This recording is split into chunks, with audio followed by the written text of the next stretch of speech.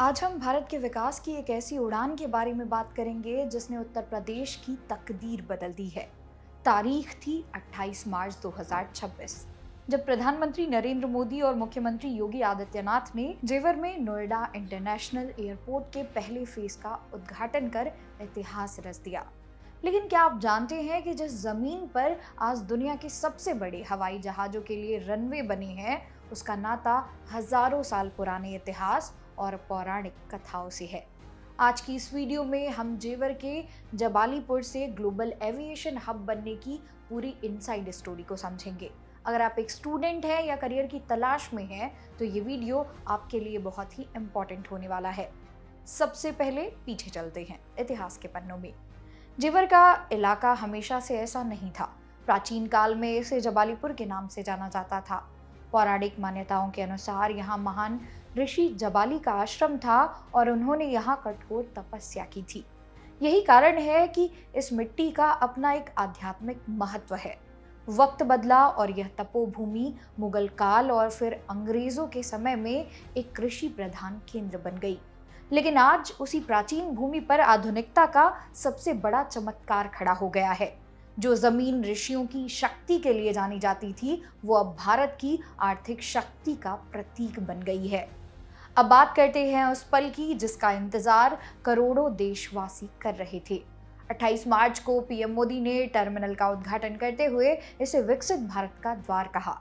इस उद्घाटन के साथ उत्तर प्रदेश देश का इकलौता ऐसा राज्य बन गया जहां 5 इंटरनेशनल एयरपोर्ट्स हैं: लखनऊ, वाराणसी, कुशीनगर, अयोध्या और अब जेवर।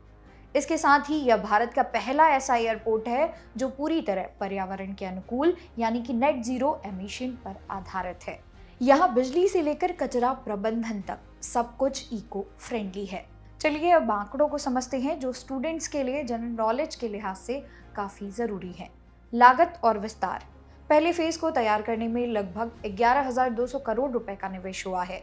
यात्रियों की संख्या की बात करें तो शुरुआत में यहाँ से सालाना 1.2 करोड़ यानी कि 12 मिलियन यात्री सफर करेंगे, जिसे अगले चरणों में बढ़ाकर 7 करोड़ तक ले जाने का लक्ष्य है। पूरा बनने के बाद यह एशिया का सबसे बड़ा और दुनिया का चौथा सबसे बड़ा हवाई अड्डा होगा।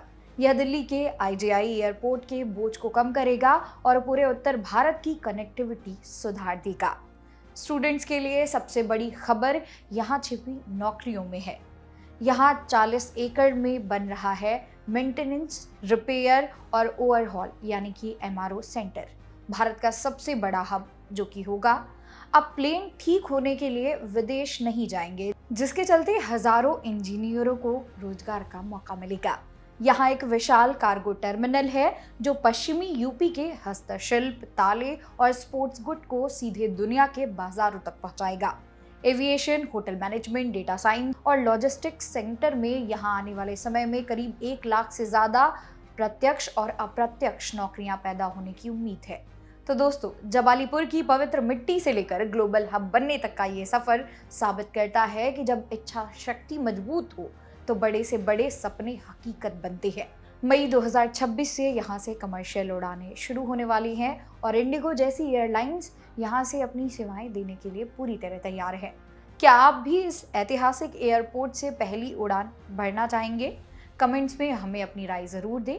करियर और विकास से जुड़ी ऐसी ही खबरों के लिए सब्सक्राइब करें जागरण जोश। मेरा नाम है मोनाली पांडे। मिलते हैं अगली वीडियो में, तब तक के लिए ऑल द बेस्ट।